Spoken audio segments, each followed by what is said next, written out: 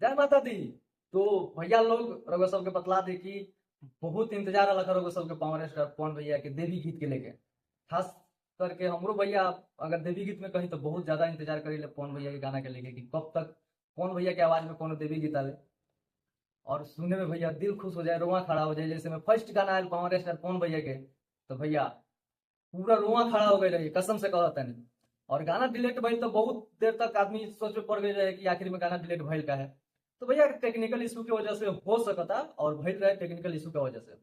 आगे लोग सबके बतला दी कि अभी फिलहाल पावर स्टार पवन भैया के गाना बहुत लगता है लोग सबके बीच में आवे अलावा। जी हाँ, लोग सबके बतला दी भैया कि टी सीरीज के लिए बहुत बड़ा बजट का गाना बनल बा और ऐसी फिल्म से लोग सबके एगो गाना और भक्ति देखे के मिल जाई जौन की गाना के ही नाम बा मैं भक्त हूँ माँ काली का। तो सोच सकता है लोग सब कि गाना कौना रंग रूप में आई। तो जबरदस्त टाइटल ही लगा था कि भैया थाकर गाना होखे वाला भाई पवन सिंह जैसा भैया कोई नहीं गा सकता है, खास करके देवी गीत और भोजपुरी और जो भी सॉन्ग बोल लीजिए लोग गा लेता है।